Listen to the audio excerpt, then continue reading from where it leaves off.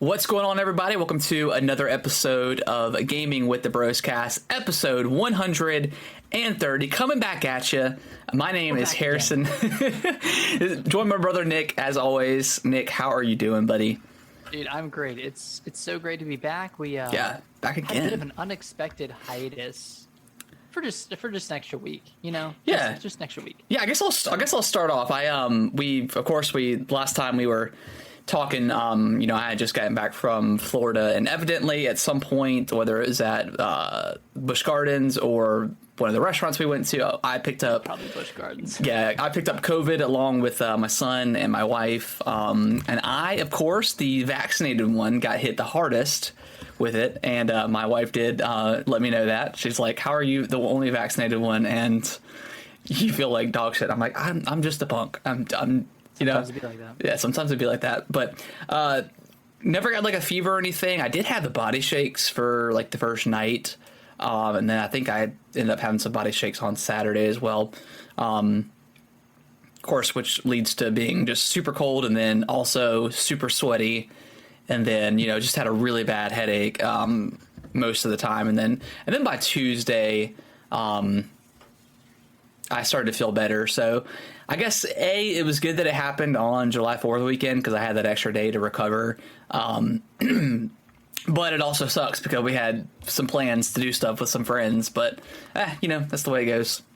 Yeah. That's the way it goes. But, other than that, didn't really do much. We took a couple of COVID tests, and we are good to go now. So, yeah. So how many did you end up taking? So when I woke up Friday morning, I called out of work and stuff, and Brittany had woken up, and I was like, I probably wouldn't even have, because this is really the first time I've had COVID, I think, since it all started. So COVID didn't even cross my mind. It's out and about now. Yeah, but we had Brendan's wedding, and I was like, well, if I feel better tomorrow, I want to make sure that we don't have it, so we don't spread it just in case, that's like the worst place to spread it is like at a wedding. So we ended up both taking it. It was both positive. So I was like, well, we're definitely not going, but and then it stayed around for a few extra days just on my side, but Brittany was feeling fine, by Saturday morning. So she was, or really by Friday. So yeah. But yeah, it was a fun time. But we ended up taking two total.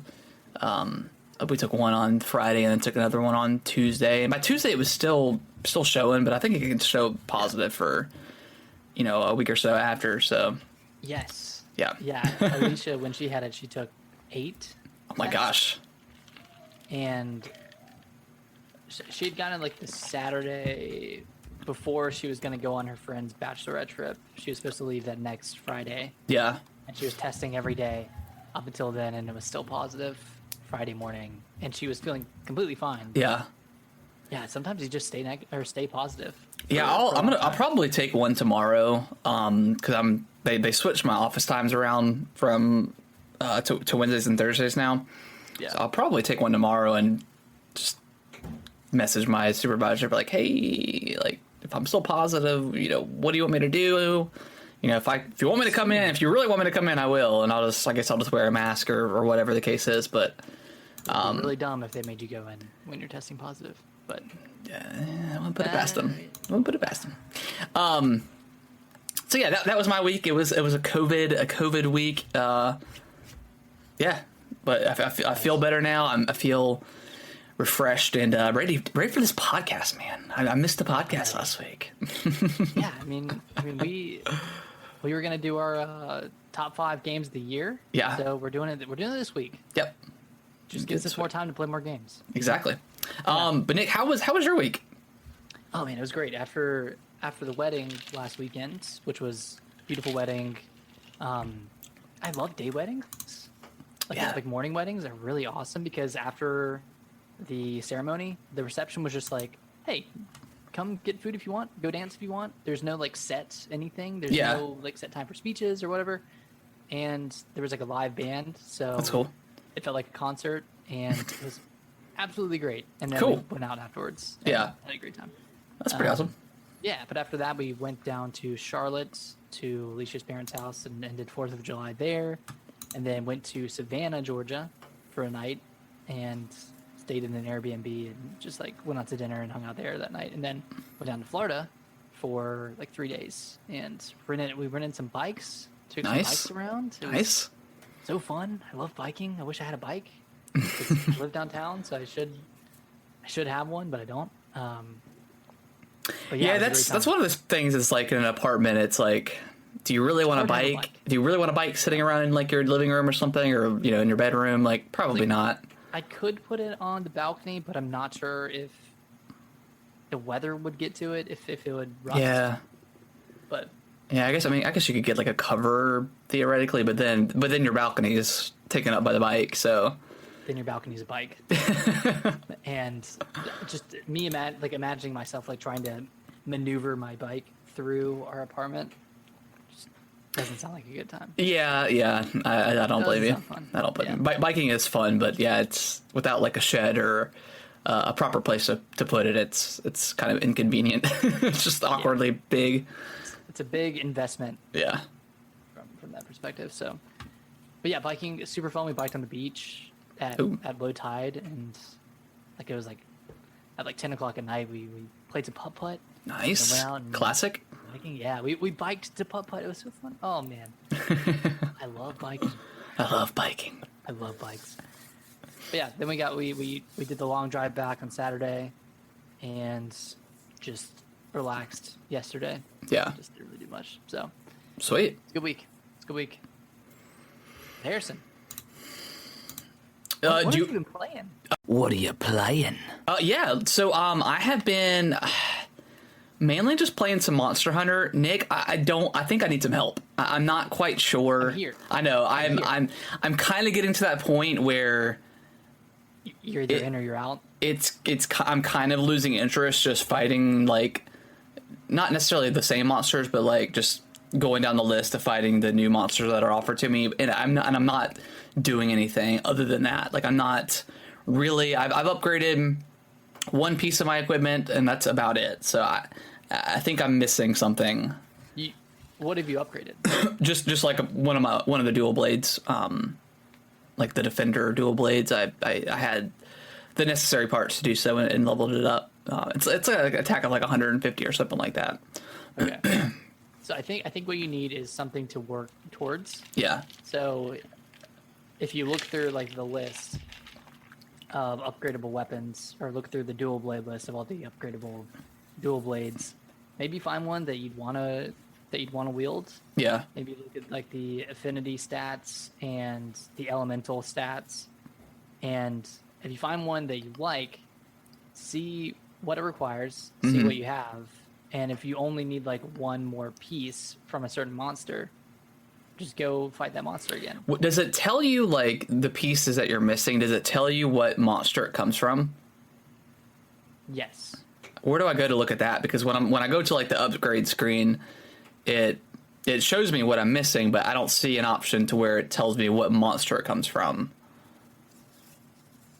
So it should be in the name of the piece of equipment. So like, okay.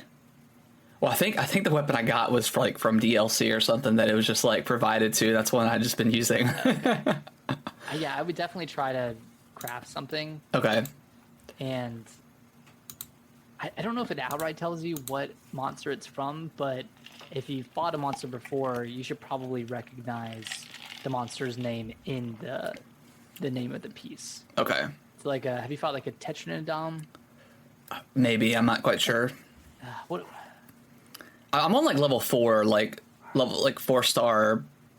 Okay. Battle. I'm like 8 hours in at this point. You really need to upgrade your stuff then. Yeah. But I'm not having a problem with the monsters. Like I'm upgrading what I have, like that one weapon set, and it's pretty significantly stronger than any other options I have available to me currently. So I've only died like maybe once or twice, and that was actually in the Rampage, which I didn't know it was in the game. It was pretty cool doing that for the first time. I think I've done one other since.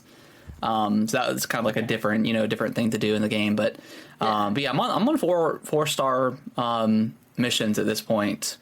So, but yeah, I think just it's starting to get a little mundane, just fighting new monsters. So yeah, I think I need to take a look at the weapons and see what I can do for that. Yeah, and maybe just, I don't know, because there's a lot you could do. Like, you could just go into one of the maps. Like, you don't have to fight a monster. I think there's an option where you can like expedition mode. Expedition. Yeah. And you can like mine stuff to help you upgrade your equipment or upgrade your weapons. You can like scavenge. You can even just go in there and just fight random monsters in there. Yeah. But like I guess the problem is it's mostly based around fighting and grinding these monsters, but like you kind of need to have like a goal that you set for yourself. Like, I want to get 3 plates from this monster so I can upgrade my weapon to this. Okay. And that's kind of like the exciting part, is that like that cycle. Okay. I'll take a look at that and see. Yeah. See, but other than that, that's really all I've been playing. Just with COVID and having like such a bad headache, like it's just one of those crappy sicknesses that I couldn't even play a game. Like sometimes when you're not feeling well, you can just vibe out on the couch and play something. But like my headache was so bad that I could not stare at a screen. I did almost pick up Elden Ring again. I was just thinking about it. I was missing it. I almost picked it up again, which led to me like, okay, well maybe I should play something different but similar. So I almost picked up Dark Souls 3, but then I decided not to. And then I started listening to the Jeff Gerstmann's new solo show, and he was talking about Dragon's Dogma, and I was like, that sounds interesting. And I tried to go to GameStop to find a copy, because I think I saw it like used like $15 online. Yeah. But they did not have it, so I may either just Amazon it or something, or I think it's like $30 on like the Xbox store. So I'm thinking about picking that up. That looks like an interesting game. They announced the second one. It's kind of a cult hit. He was talking about, at the time when he first started playing, it just wasn't the right time, and now 10 years or so have passed. He's gone back. He's like, this game fucking rules. So yeah. So, and generally, Jeff is not super, like, he's critical in games, but generally when he likes a game, like, I probably will like it as well, for the most part. So he was just kind of talking high praise about it. So I was like, man, I kind of want to check it out. Okay. I do have it on the Switch. Oh, do you? Okay. Yeah, I put about 10 hours into it and then dropped off for whatever reason, but I really don't have like a serious opinion on it, but yeah, I just fell off. I fell off pretty hard, and I don't really know why, because it's an action RPG, so it almost plays similar to Monster Hunter or to... Well, that's what he was saying. He was like, he said it felt kind of like Monster Hunter for someone who can't get into a Monster Hunter or something like that. So that piqued my interest. But that's pretty much all I've been playing. Nick, what about you? What you been playing?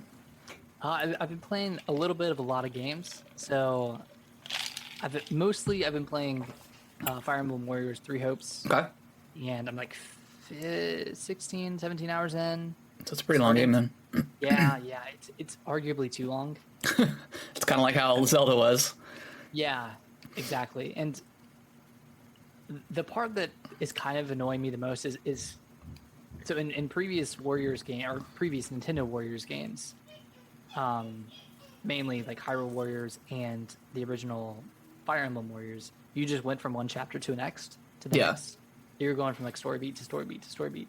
And this one, you can be on let's say chapter 8, but have to fight 4 or 5 battles in between the beginning of that chapter and like the actual end of the chapter. So it's almost like 5 filler fights. Okay. And those can take between like 3 and 5 minutes. So okay. It's not too long, but it adds up eventually. But it adds up, and like after each one, you're like, okay, I gotta go back to the town and spend my activity points to do some cooking and do some excursions and expeditions and all this stuff. Yeah. So it's just like a lot of like micromanagement that you have to do between actually playing the game. And that's something that I liked with Three Houses. I liked the monastery and kind of like building those relationships, but for some reason in this game I'm just wanting to get to the action. Yeah. And kind of get from story beat to story beat, and just it takes so long. Like one chapter can take 3 to 4 hours depending on how much you do, and I'm not even doing everything. I'm not even doing everything. Like, I'm not like oh gosh. min-maxing all of my characters, and there's like a shit ton of characters. So I'm getting a little burnt out on it. I hope that the length of the chapters shortens greatly after what I'm assuming is going to be like the crescendo yeah. of the game that I feel like I'm getting to. So hopefully it speeds up a little bit, but I am enjoying it. I do like the combat. I think it's one of the better Warriors games. I think I like it better than Age of Calamity. Okay. Just because I don't know if you could do this in Age of Calamity, but could you direct where the other where your other teammates were going, or did you just have to take control of them and then go? I want to say that you could, like, if you took control of them and highlighted an area, they would go there. But I could be wrong. But I think you could do it that way. But okay, I can't quite remember. Well, you definitely can in this one, which is really cool because like you can see what advantages your teammate has over the opponent. So you can put this person here because they have a sword and it's good against an axe user, or you could put someone here because they have a lance and it's good against a sword. Yeah. And they're actually like pretty good on their own. Like they can take an entire base on their own.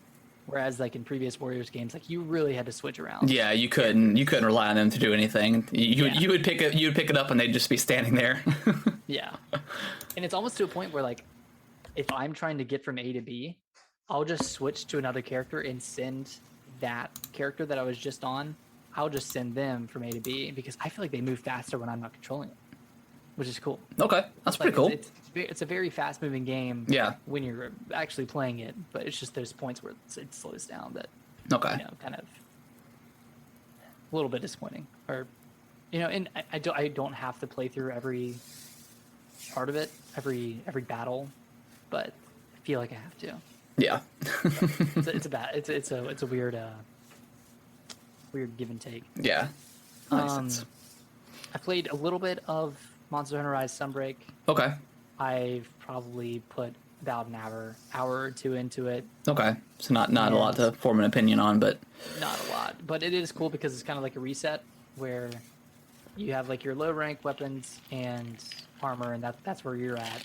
And then you get to high rank, and that's where you get to the hub. Okay. You haven't gotten there yet. And then this has its own separate G rank. Okay. Armor and weapons. So like you're pretty much just starting from scratch. Okay. If you just want to get the base armor and weapons for G rank and then move up from there. And it's kind of nice because like I hadn't, I had really good weapons in high rank, but they probably won't do much in G rank. So yeah, it's cool to have like that kind of reset before going into a big DLC. So that's pretty cool. Hopefully I'll have some more time to play that. And then lastly, I just played the first boss of the Cuphead DLC. Okay. The delicious last course. The delicious last course. It took me about an hour. Okay. To beat this boss, and I never got like too frustrated. Just when you get like really, really honed in, and you're just like, I just want to beat this boss. I just want to not mess up in the first 5 seconds. Because, God, you have like 4 health, 3 health, and you know that if you get hit in the first like 10 seconds of this battle, yeah, you know the vibe. You're gonna die. So I think there's 5 bosses in this DLC. So it's not super long. Okay. But yeah, I'll probably play more of that once I finish up Three Hopes and play some more of Monster Hunter Rise, which are both pretty long games. But right. Yeah, that's pretty much all I've been playing. Cool. I want to quickly mention, have you and Alicia watched all of Stranger Things season 4? We did. Nice. We did.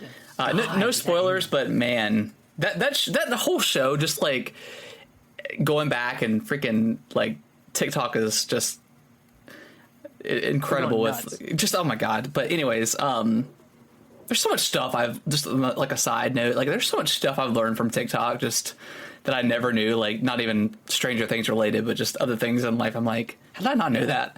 But anyways, yeah, just the way they have like calculated the entire series. Like they had a plan at season 1 and it's coming together. It's just incredible storytelling.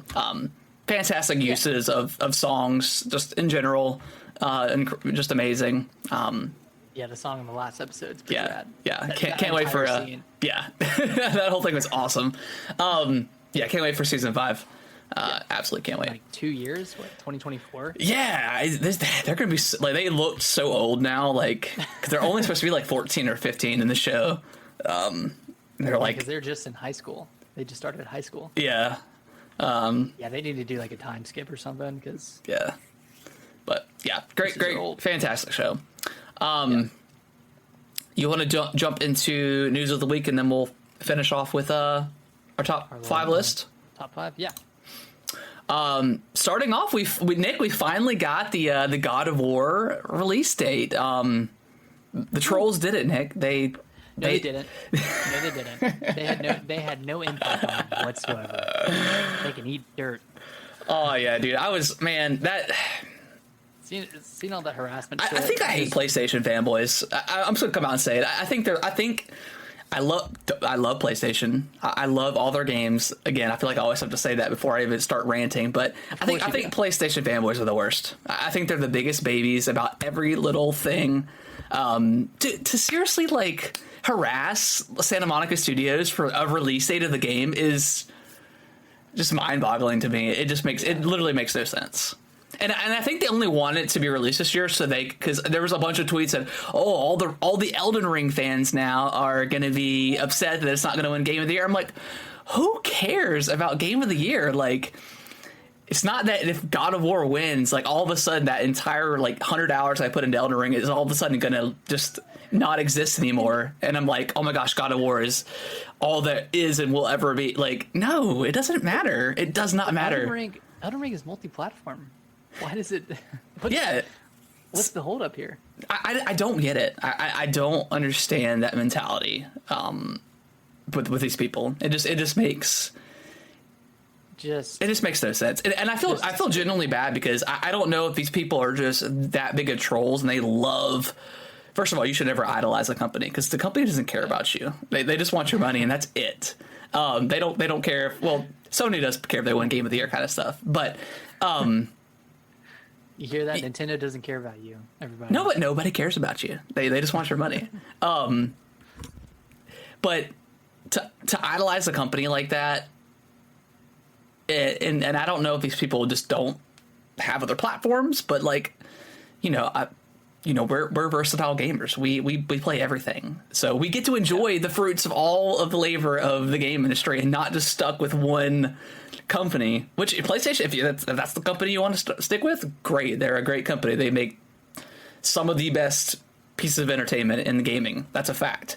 Yeah. But just to idolize, and it's so bizarre to me. And then just on top of that, just the harassment is just insane. I think that's the worst part, of course. Yeah, it's just honestly just despicable, scum of the earth behavior over a release date of a video game. Yeah. I get wanting a game to come out this year. We wanted Zelda to come out this year, but we're not over here, sending grotesque images to Nintendo employees. Yeah, it's ridiculous. In hopes that gets a release date or whatever, but yeah, what the hell? Like, it sucks. It sucks because this release date, the release of this release date is now soured by all the fanboys. Yeah, if they would have waited like 2 weeks when they were ready to announce it, it would have been just fine. Yeah. But here we are. Yeah, here we are. That being said, it looks incredible. It comes out November 9th, the day before your birthday. I'm on the PS5 hunt now. I will certainly, if I could find one, if I could scoot one up, I will try to get one. I don't know. I may just pick it up for PS4. And then, because I kind of wanted to wait for like a slim version of the PS5 or whatever was next. I don't think there'll be a Pro anytime soon, but just something slim wise. But PS5 Pro. yeah, PS5. Yeah. But I don't know if I find one, you know, I doubt I'll find one like in the wild. But if I can scoop one up online or something like that, I've got some money set aside for that specific reason. I've had it set aside for about a year now, so This guy's rich. shoot. I wish. Well, actually, Yeah. I just want to make one quick prediction because I was just looking at the calendar just to see what day your birthday falls on next year, and it's a Sunday. So Yeah. no games released then, which is weird because they used to come out on Sundays. But Yeah. so March 3rd is a Friday, and I don't know if you remember this, but the Switch launched on March 3rd, 2017. It did. So I picked it up. Maybe you did pick it up. Maybe you were there. You were there day one. I was. That's why. there day one. I was there in the morning. You were there at night. That was the first midnight launch I had been to in probably 10 years and haven't been one Really? since. Yeah. I mean, what's the point? You know, what's the point now? Yeah. I mean, back then, like, yeah, I would have gone to a midnight launch for the Switch, but they didn't have it Yeah. in my store. But Breath of the Wild 2, I'm gonna guess it comes out March 3rd, 6 years after the original. That would make yeah, I could definitely see that happening. I will schedule to take that day off. I'm buying whatever master edition they have for that game. I don't care. If you can get it, you know, if you can. Oh my god, dude. Ugh. How is Xenoblade crashing servers? Dude, it sucks, man. Like you can't pick up anything anymore. It's like everything is being scalped up. Like Xenoblade, obviously, and great for Xenoblade. Like I'm glad it's getting the recognition it deserves. You know, hope you know, but you got to know that a lot of people are the scalpers who have like 17 Nintendo accounts, just Fake fans. refreshing and refreshing. Oh yeah, that was. I tried. I did try to get one. I mean, I didn't really care if I got one or not, but it's still just annoying that every single thing is scalp worthy. Like even the damn like Xbox mini fridge thing was like That was like minutes. That was yeah. long. I was like, why? Like To be why? fair, I wanted it. I did like if I could find it, yeah, I would have picked it up because I mean it was quality, but whatever. Anyways, so yeah, that's God of War. I'm super excited. You know, sourness aside from the harassers out there, but it looks incredible. Yeah. Yeah. Well, speaking of crazy fanboys, I don't know. So the day before this was announced, the day before the Splatoon Switch was announced, there were a lot of rumors of a new model of the Switch. Yeah. And specifically a Switch Pro. So of course, every YouTuber out there is like. Well, I texted you and I watched the video and they were like, they delisted the OLED trailer. And the last time they did that for the Lite, they announced the OLED. So I texted you, I was like, you know, maybe there's something going on tomorrow. You know, could be. I don't know. I was falling for it. You know, like, I was watching videos and I was like, maybe. Yeah. And then they completely wrong. No, they were right. Ish. So yeah, right-ish. So we got Splatoon Edition Switch OLED and Pro Controller. Yep. Looks beautiful. This thing looks really cool. It looks bonkers, but it looks cool. I mean, if I hadn't already picked up an OLED like 2 weeks ago in my life, I would have gotten this. Yeah. It's super sleek and the graphics on it look really nice.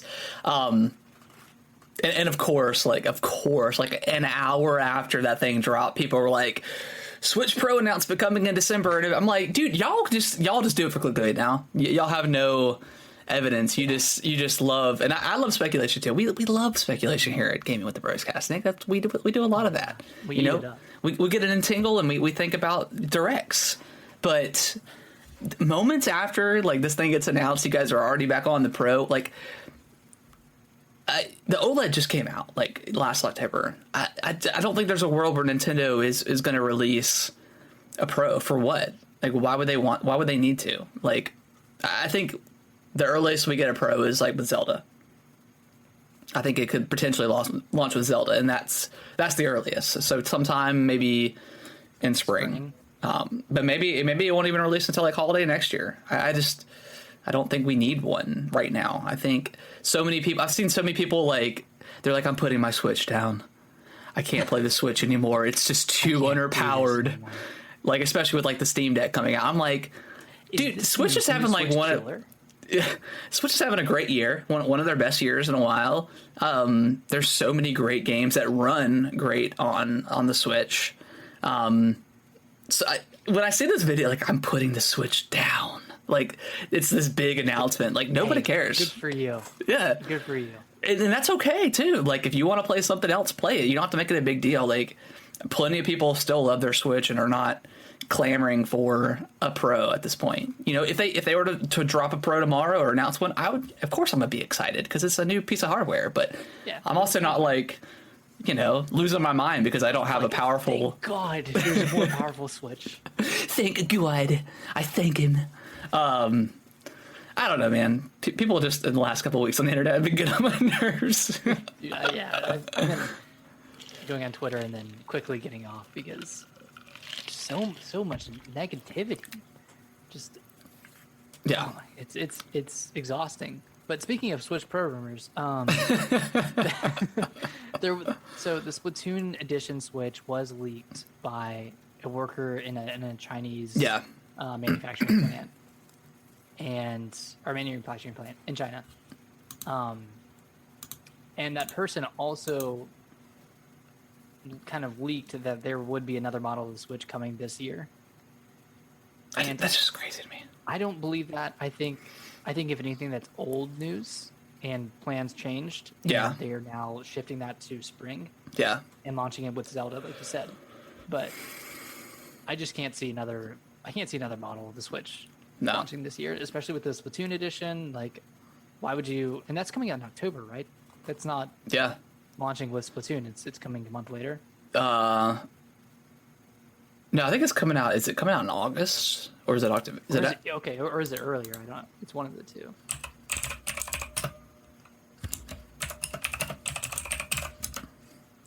Oh no, it's coming in August. It's coming in August. Okay. Okay. So it's launching a month ahead of Splatoon then. So that does give some time for the rest of the year if they wanted to launch something and say, "Oh wait, should we switch?" Yeah, let's go ahead and take a short break and we'll be right back. Okay. What's going on, everybody? Harrison here. Hope you guys are enjoying the show so far. If you could do us a huge favor and go on Apple Podcast and leave us a nice review, that would be greatly appreciated. Thank you so much and enjoy the rest of the show. And we are back. You were saying that they had some more time to announce something if they wanted to. Yeah. Like, you know, a special edition, it's not a new console. It's just it's a variant. Yeah. And if they wanted to announce a Pro and release it in October, even though it's a year later, I mean, they could do that. I mean, if that's the case, then the leaks from last year where people were saying that they couldn't get upgraded chips in time, so they just shipped whatever they had, and that happened to be the OLED Switch. Yeah. Then that was probably true, and maybe they just needed something last year to fill the gap, so they put OLED screens on current Switch and called it a day, and then planned on releasing, you know, the Switch Pro, the Switch 2 in 2022 or 2023. But we'll see. I mean, we say this every year. We've been talking about the Switch Pro for as long as we've had this podcast. Pretty much since like 2019 when everything started ramping up for the Pro. I mean, I just don't see, and honestly, I don't even know if we'll even get one for Zelda launch. I mean, I think that's the earliest we could possibly get one. But I'm thinking maybe more of like holiday next year would make more sense. But, you know, and Zelda could get delayed. We don't know that it could get delayed again. You know, we just have no idea. So, I think it's fine. I heard some speculation about like the Lite getting like an OLED model, which I don't know if I necessarily agree with, because I think it's kind of priced perfectly at that $200 price point, and it bumping up to $250. I don't know. It's unless they just replaced the Switch Lite completely and kept it at 200. Yeah. Which I don't think they do, but yeah, I mean, yeah, I guess they could. phase out the Switch Lite. Well, I feel like they would phase out the base Switch first before they did anything. But yeah, I think I think we'll get something next year. What time that's going to happen is, and maybe not even until 2024. I have no idea. I'm tired of seeing videos about it. But we watch them. Huh? We watch the videos though. Oh yeah, of course. Yeah, we still watch them. That's our problem. Yeah. Yeah, talk about the pro rumors here. And then lastly, before we jump into like the top games of this year so far, Ubisoft announced that they're taking away Assassin's Creed Liberation from the Steam store, which at the time of them announcing it, they just said it was just going to be gone. And even if you owned it, you wouldn't have access to it. And I believe this was the PSP game, Liberation, or is it PlayStation Vita game? I don't know. I think it was. I think it might be Vita. But now they've updated it and said that people can still re-download it and still play it and stuff. Which, is.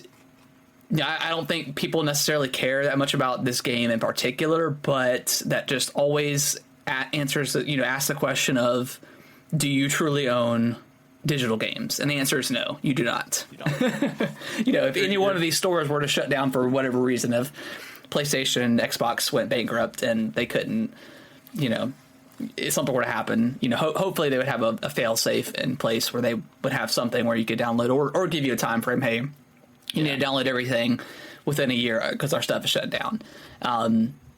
That's why I've kind of gone more into buying physical again versus digital. Which sucks. I think more so for like Nintendo games and maybe PlayStation. I don't know. I mean, Xbox has got Game Pass, so I'll stick it with that. Because I don't really own those games anyways, so it doesn't matter. Right. So yeah, just one of those things I always think about with digital stuff is you really don't truly own that stuff. Yeah, it's kind of weird because we've had digital games for a long time now. Yeah. Still, we're still having problems like this where that ownership is just kind of gone, or you can't get that game anymore. Yeah. And that happened a lot with the Xbox Arcade, where a lot of those games are lost to time. Yeah. Like or at least some of them are. But yeah, I mean, it's kind of sucks, especially when a lot of games these days have like digital only releases. Like on Switch, a lot of like third party games will have digital only, and that's kind of rough for collectors to want to have that physical asset. But yeah, I digress.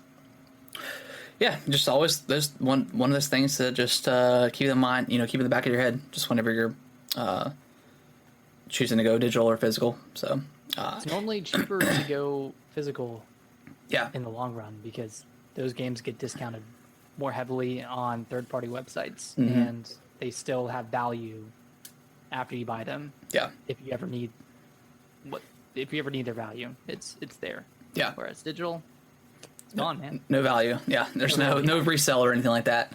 Yeah. Unless they incorporate some sort of like NFT, and then please God, no. And then you could sell your games, and then the publisher or the developer could get a cut. I don't know how that works, but anyways, recycling of games. Yeah, recycling the games, sell a little bit cheaper than what you bought it for. Developer still gets a cut. That where I think NFT could, be, But does that need to be an NFT, or can that just be? I think it doesn't have to necessarily be an NFT. I think if they implemented that structure, that infrastructure in their shop, and someone, yeah, I think that could be an interesting idea. Doesn't necessarily have to be a non-fungible token. A non-fungible token. Nick, are you ready? Any other news that you can think of that you want to talk about, discuss, before we jump into our top games of the year so far? I think I'm ready to jump in. All right, let's do it. So I guess I'll go first. Nick, I told you at the very beginning, but I have not played 5 new games this year. I've played 5 games, but not new release stuff. But what I have played And I'll start, I guess, with number 3. Starting with number 3. I'm starting with number 3. We're off to a weird start. I'll let you, Nick. I'll let you start it off first. Okay. you start it off. It makes more sense. Should I start it at the bottom of the list, or do you want me to start in the middle as well? Just start at the bottom, and then do your 5th and 4th game, and then we'll jump into our You're a weirdo. Yeah. Number 3. I'm sure this one's on your list, but my number 5 is Kirby and the Forgotten Land. So this is just one of those joyous Nintendo games that comes out once a year. Yeah. There's always one game a year where it's an absolute joy to play. Yeah. It's a fun game. It's not too difficult, but it does get, decently difficult in the end of the game. Yeah, it can get difficult. That last boss is pretty tough. And then if you choose to do like the arena stuff, it's pretty hard too. Yeah. So it kind of, has that cool end game.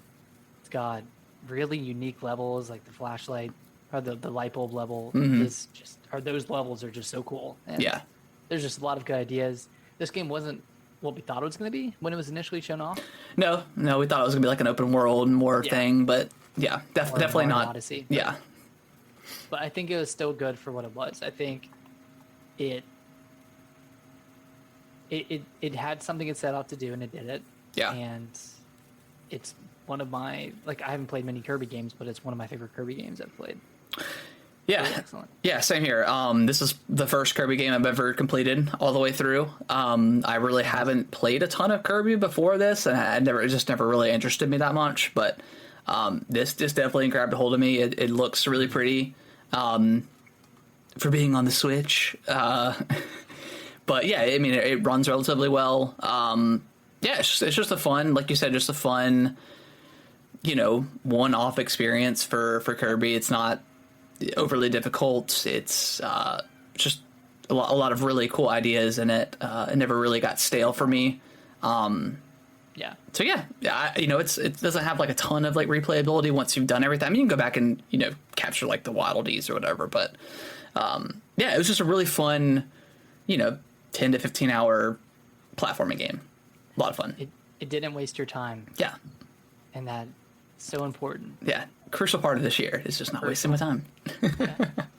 What about you? What's your, I guess you'd start at number 3 since. Yeah. Number 3 was Kirby for me. Okay. Yeah. So if you want to talk about your number 4. Well, before we get into those, okay. So I know you haven't played 5 new games this year, but what would be like, if the games that you have, if all the games you've played came out this year, what would be your number 4 and 5? Oh gosh, I wasn't prepared, Nick. Sorry. I can help jog your memory here a little bit. Forgotten City. I don't know if you played that this year. It might have been last year. That may have been last year. No, it might have been early this year actually. Because I think I talked about if I had played it last year, it would have been on my top 10. So if I did play that, and I can't remember if I did, but I think I played it in January because it was before Elden Ring came out. Yeah, that game is absolutely fantastic. Because you hadn't played it prior to me talking about it, but I hyped it up so much you played it too. I finished it on January 12th. I have my list up. Okay, so then that was very shortly after you played it. Okay, yeah. So yeah, I must have probably beaten it within that first week of January. So yeah, the Forgotten City, it's what a Skyrim mod, I think, turned into like a time loop style game. Incredible experience. It's truly an awesome game, and I think it's on Game Pass and still. Yeah, I think it's still on there. Okay. Of course, I picked up Monster Hunter. I have liked that so far. Spiritfarer has been. I haven't played it since I've been in Florida, but that's an awesome experience so far. I really enjoyed that game. Trying to think what else. Did you play Guardians this year? No, I played that last year. Oh, okay. Guardians of the Galaxy, yeah. I think Tunic. Yeah, that was this year. That was this year. Did that come out this year? Yeah, that was this year. Oh, okay. Then I'd probably put Tunic up there. I did like that game. Again, I put it on the easy difficulty just because I was just coming off of Elden Ring and just I did not want something difficult. I wanted to like that game more than I did end up liking it, but I think it was still a solid game. But yeah, I forgot about Tunic. Yeah, I would say Tunic's probably my number 4. That was a solid game. Pretty good. Yeah, that was a solid game. So yeah, what's I think that's pretty much everything I've played. I may have played something else that I'm kind of missing, but I can't quite think of it. Let me go to my Xbox profile and see if it does anything, if it shows anything. While you're doing that, I'm gonna give you my number 4. Okay. Pokemon Legends, Arceus. Yeah. Number 4. This game came out of nowhere, where I was slightly looking forward to it, not really too much, and then the leaks that came out before the game actually hyped the game up. Yeah. Which is unprecedented for a Pokemon game. Normally the leaks kind of lead in the other direction. So I was really excited for this game. Came out. It was kind of like living the childhood dream of walking around and just catching Pokemon and just doing your thing. Yeah. I think some of the environments, actually, I think most of the environments were pretty stale, and the gameplay loop got a little bit old towards the end. But yeah, I think it was a very, very good first outing for this spin-off series, and I really hope that they make more of these, because it was the most fun I've had with a Pokemon game in a long time. Yeah, same here. It's that would be my number 2 here. But yeah, it's very a very refreshing take on a very stale franchise. So I'm glad they did this. Hopefully Scarlet and Violet are. I know it's kind of going back to more traditional stuff. Hopefully it can kind of incorporate, it sounds like it is, incorporate that freshness that Arceus gave us. But so yeah, I'm revitalized, I would say, for Pokemon myself. I'm looking forward to the next series. Yeah, I mean, is there anything what would you want them to? We've probably talked about this before, but what would you want them to improve on in whatever the next Pokemon Legends game is? Definitely the graphics department. It was a little rough in some areas. Ugly. Yeah, it looked pretty bad in some spots. Area looked pretty bad. Yeah. So maybe that. Maybe have some more involved side quests that actually mean something, that have story behind, other than just go catch this Pokemon or whatever. Maybe even have a story a little better. I mean, I don't know, that Perugo in the story is kind of but Pokemon's kind of I don't know. The story has never been super. Yeah, kind of throw. Yeah.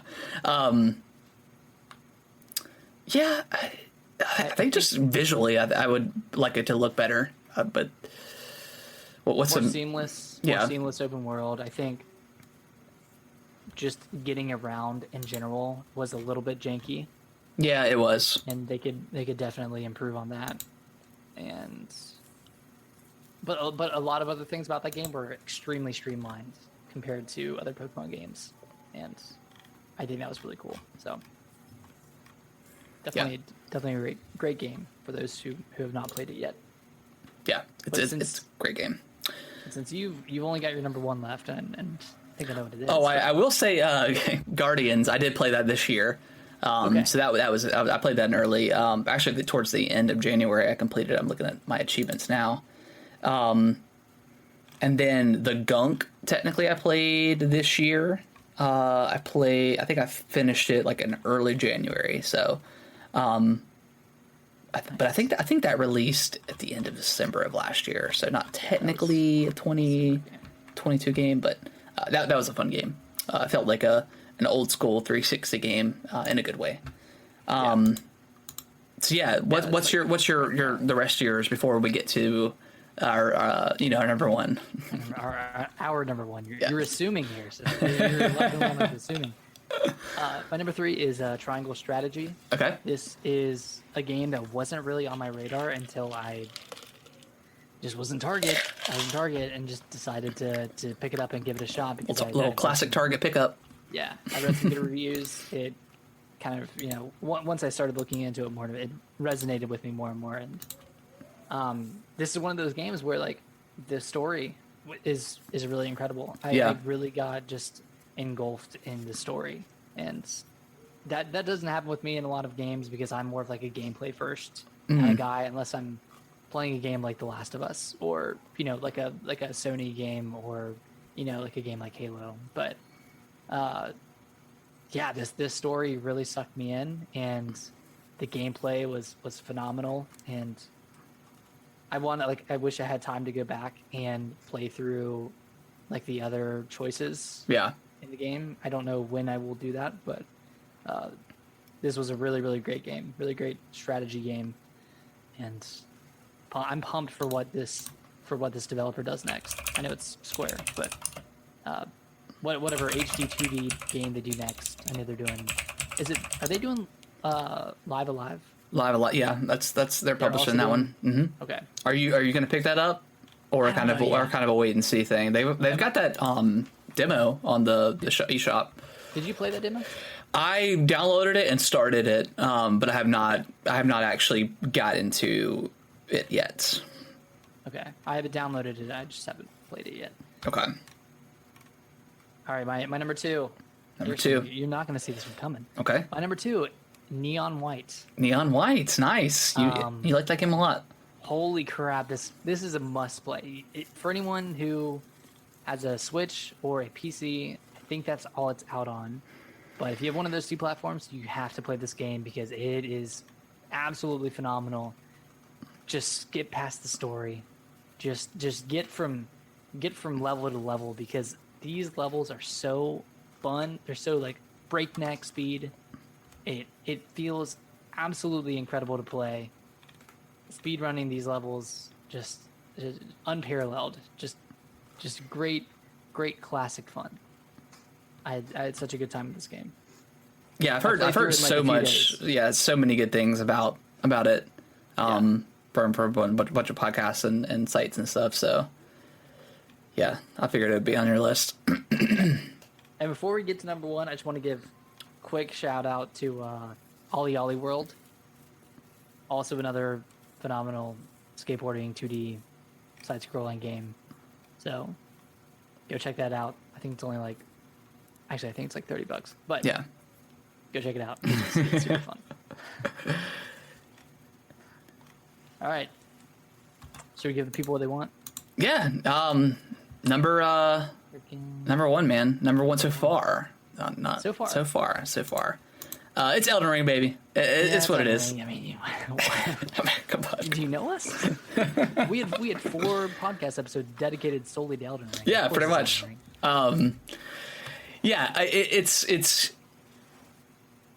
Yeah, it's one of those games that I feel just, I'm not gonna say one in a generation type of game, but it's just one of those games that comes out every few years that once in a lifetime. Yeah, that it just entirely engrosses like every aspect of your life. Of course, thanks to TikTok, I mean, just watching like just nonstop Elden Ring videos, and of course we were making them too, and it was so much fun just making really cool videos. Doing the fit check on, your style and stuff. Like, man, it was just one of those times where, everyone's caught up in the zeitgeist. You got, like, Pokemon Go back in 2016. You have not Horizon, Breath of the Wild. Breath of the Wild.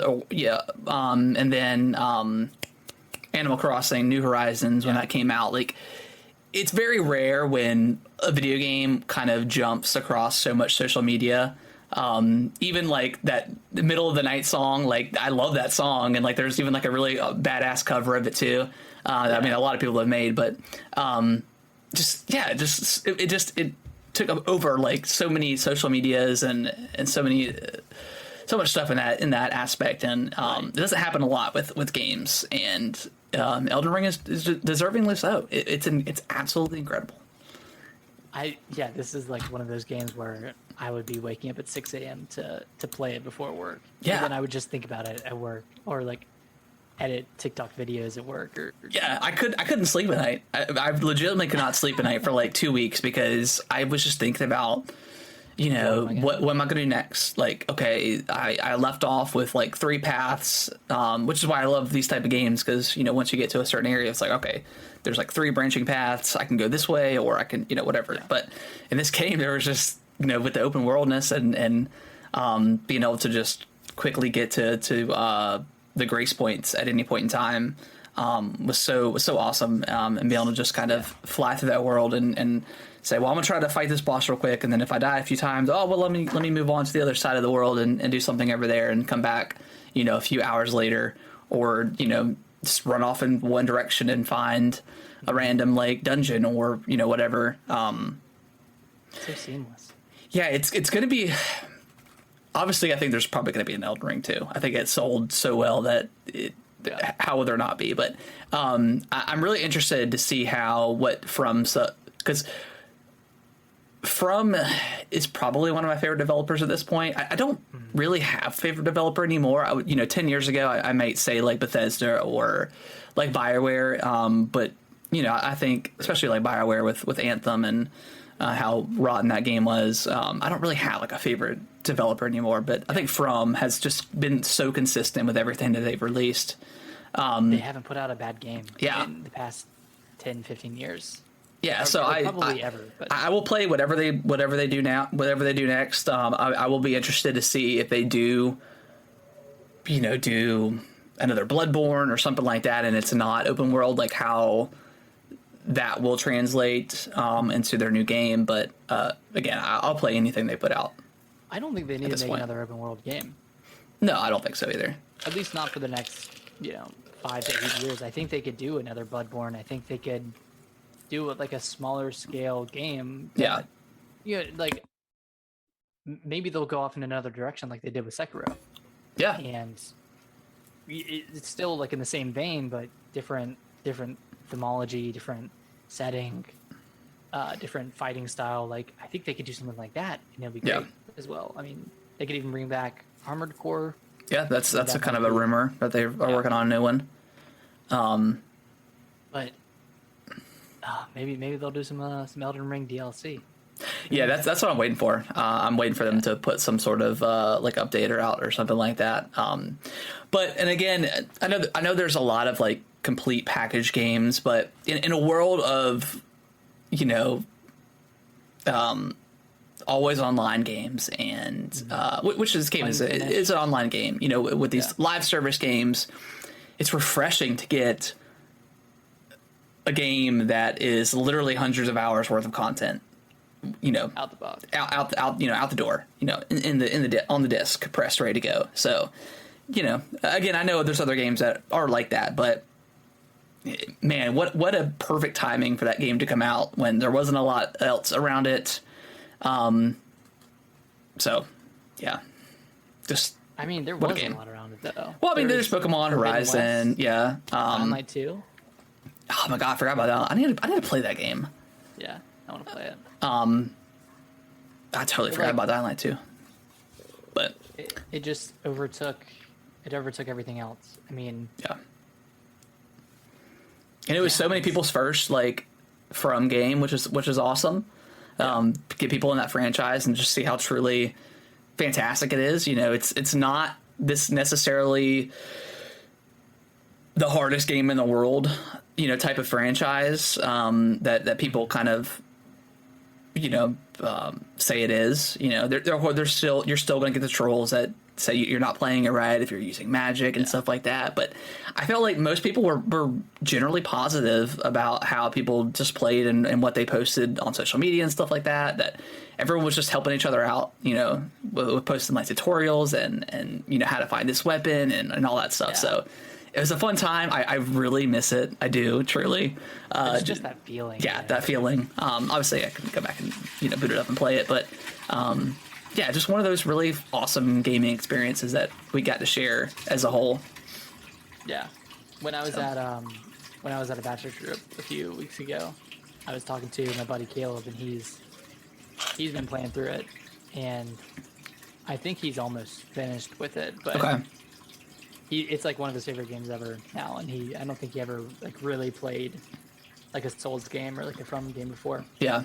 He was telling me how, oh my gosh, what's the first boss? Not Godric, but The Sentinel, Tree Sentinel. no, the one in the the one in the castle.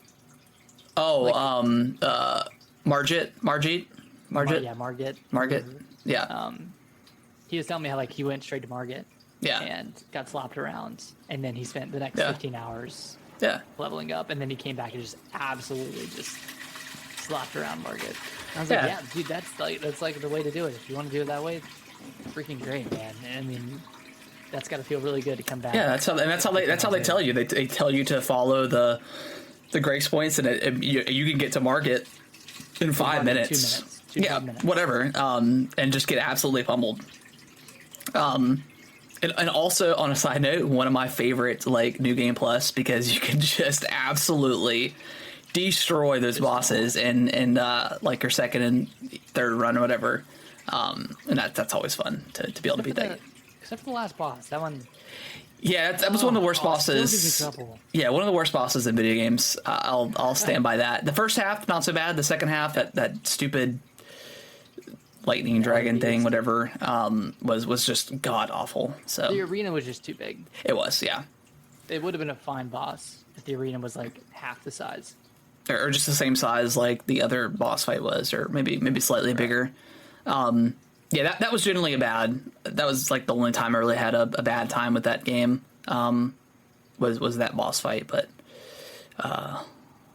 yeah, Oh man. it was a time. It was a good time to be alive, Nick. It was yeah, and it was really fun because like we would just get on, we'd both be on, and we just Voice talk. chat or whatever. We wouldn't even play together. We just like, oh, you're at what's his face, the guy near the end, Yeah. and you like first tried him. I was like, oh my god. Oh yeah. Yeah, it did have some weird pacing issues at the end, like where you go like 3 or 4 bosses back to back to back. Was a little strange, but man, dude, what a game! What a game! Yeah, it was a little weird. So, yeah, I think that's going to be, depending on what comes out at the end of the year. I mean, this could definitely be at least my top 5 for sure. Probably Right. top 2. If I get a hold of like God of War or something, and that just truly is incredible, which I think it will be. I don't know what else is coming this year that I think would even come close to Elden Ring, other than God of War. Like, I'm really excited for games like Xenoblade Chronicles 3, Splatoon 3. Excited for Pokemon to a degree, Yep. and whatever else is coming from like Nintendo this year. But like Still don't know Bayonetta when that comes out. Bayonetta, the rumored Metroid Prime. Yeah. remake, but Still I can't Zelda, see- of course, is always up in the air. But at this point, I mean, I don't know if they would announce. They announced like a Zelda come out now, and it come out in October, and then turn around and have Breath of the Wild 2 come out in March. I don't know if they would do it that close, but a little bit close. that's a possibility, I guess. And then Xbox, like Scorn. Scorn. That's it. Yeah. You got some 1.0 versions of some games like Grounded, but Grounded, yeah. A lot of Game Pass stuff. a lot of Game Pass Xbox stuff. is going to kill it next year. They took the L this year, but I think did. next year is going to be obviously with Starfield, and hopefully that lives up to some sort of expectations. And then Redfall looks actually really, really cool. Looks great. Yeah, based off of what we had seen prior to the Game Fest stuff, but. Yeah, I think Elden Ring is probably going to end up being my game of the year, outside of maybe God of War if I play it. It's just that good, man. It's just that good. Yeah, it's one of the, like you said, it's like a zeitgeist. It's one of those like once every 3 years there will be a huge game that comes out, and everyone's gonna play it. Everyone's gonna love it. Everyone's gonna talk about it, and sure, like some of that enjoyment is tied to everyone else enjoying it. But Right. even if I was the only one in the world playing this game, Yeah. I'd still I think Still I love still it. love it just as much. Yeah. Yeah. Yeah. It's truly, at this point, if you guys listen to the show and you haven't played Elden Ring, give it a try. It is truly, truly great. Give it a try, and then I still feel like it's a crime that we both only paid $30 for it because we got the family, sharing plan or whatever. But what can you do? yeah, that's crazy. That's crazy. But I think that's going to wrap up the show, guys. Hope you all enjoyed my wonky top 5, my not so top 5. But good stuff that came out this year so far.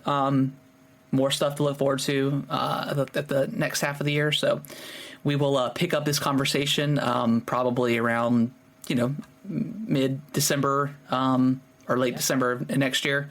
Of this year, and talk about our game of the year stuff. But yeah, we got more stuff to look forward to this year. Nick, where can they follow us? We got some social media stuff. If you can tolerate Twitter, you can follow us at GamingWTBros. We're not trolls. We kind of just post We're not, random stuff. We just post random stuff. Polls and any updates to the podcast we post there. So check us out there. You can email us at gamingwiththebroscast@yahoo.com. You can email us any questions, thoughts, comments.